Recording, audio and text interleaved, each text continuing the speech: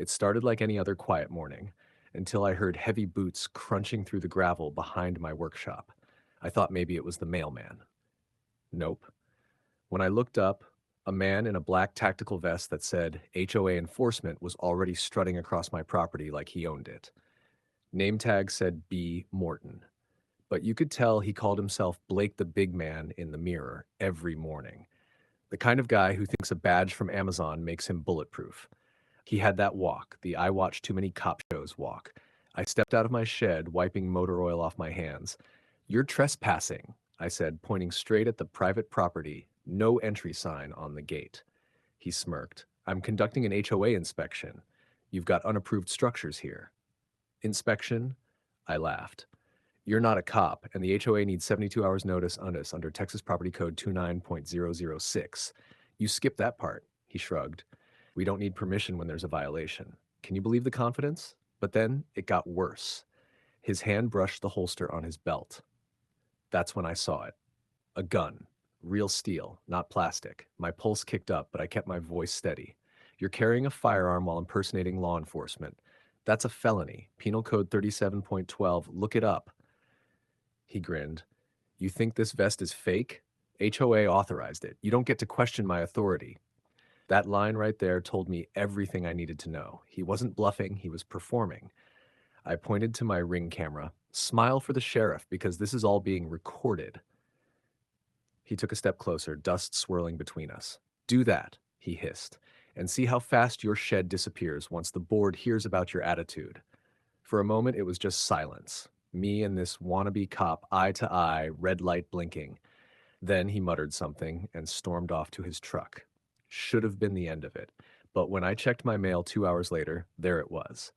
A $500 HOA fine for interfering with field enforcement, signed by the board chair herself. That's when I realized this wasn't one rogue idiot. This was organized.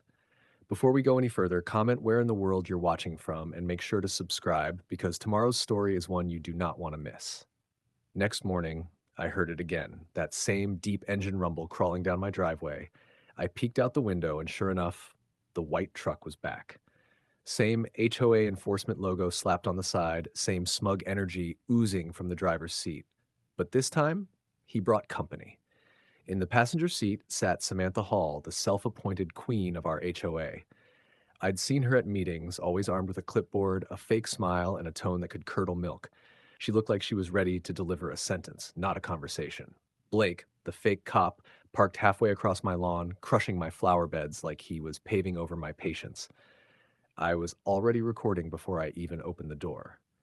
"Blake," I said calmly, "you're trespassing again. You and your board chair are both violating Texas Penal Code 30.05. I can have you both arrested." Samantha rolled her window down, smirking. "You're overreacting, Mr. Dalton. Blake's conducting an inspection for code compliance." "Overreacting? Lady, there's a man with a gun on my lawn." "Not without notice," I snapped. "You can't just storm onto private property with a fake badge and a firearm. That's impersonation." Blake climbed out of the truck, hand resting on his holster again. "Relax, we're just here to take pictures." Can you believe he said that? After pulling this stunt yesterday? But then again, this guy probably thought Miranda rights were a pop band. I stepped off my porch.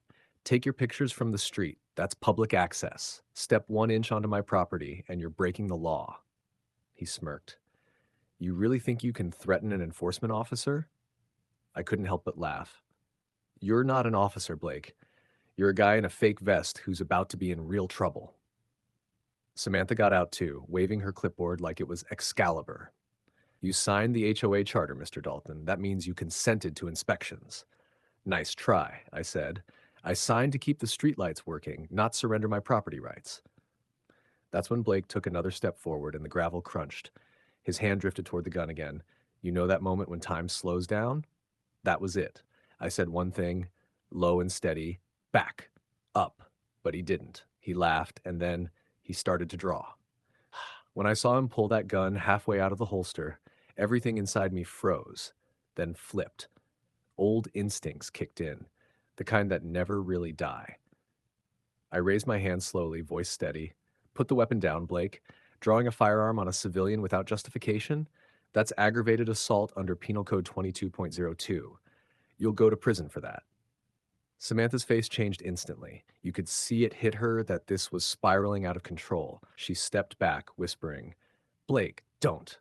But Blake wasn't hearing anybody. His jaw clenched, his eyes wild, and that barrel tilted toward me. Can you imagine a fake HOA cop pointing a real gun on my own property in broad daylight? I kept my tone calm, but my thumb hovered over the emergency call button on my phone.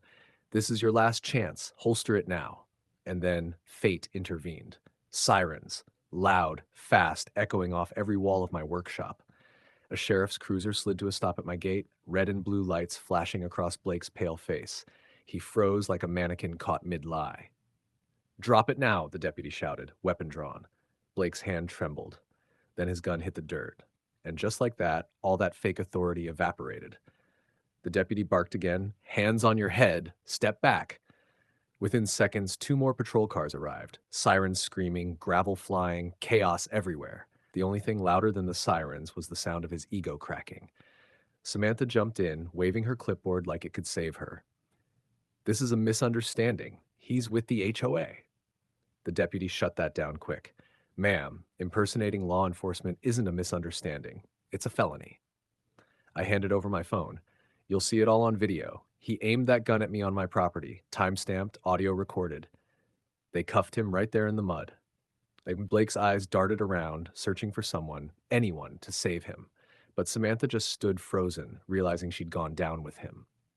He looked at me once, eyes wide like he finally understood. The vest wasn't going to save him. And I just stood there, calm as ever, camera still rolling, because I knew this was just the beginning. By the time the sheriff's lieutenant showed up, Blake was already sitting in the back of a cruiser, cuffs on, pride gone, and mud up to his knees. Samantha was pacing beside her clipboard like it might testify for her. The lieutenant stepped calm but firm. "Mr. Dalton, you're within your rights to record and defend your property. Penal Code 941 and 9.41 cover that. Pulling a firearm on you?" He glanced at Blake. "That's aggravated assault with a deadly weapon." Samantha stammered, "I didn't know he'd actually—" "Doesn't matter," the lieutenant cut her off. "You authorized him to be here. That's aiding and abetting." And just like that, the queen of the HOA lost her crown. They separated them, Blake in one cruiser, Samantha in another, as neighbors peeked from their porches, whispering like it was the neighborhood's season finale. The charges? Aggravated assault, impersonating a public servant, criminal trespass, Samantha's criminal conspiracy. By that afternoon, the video from my Ring camera had already started spreading through the neighborhood group chat. And if you think I didn't show up to the next HOA meeting, oh, trust me, I did. I walked in with my lawyer and a flash drive. The projector flickered on, and there it was. Every second of that confrontation, crystal clear. The fake badge, the drawn gun, the lies. When the footage played, you could have heard a pin drop. Even the ones who used to defend Officer Blake looked sick. Samantha tried one last desperate move. "He was acting independently. The HOA isn't responsible." My lawyer smiled like a shark. "Actually, under civil liability statutes, any board member who knowingly authorizes unlawful enforcement acts can be held jointly liable. You signed his inspection order last week." The crowd gasped. Someone yelled, "She needs to resign." And she did, right there, voice trembling, effective immediately. 1 month later, Blake got 6 years in Huntsville Correctional.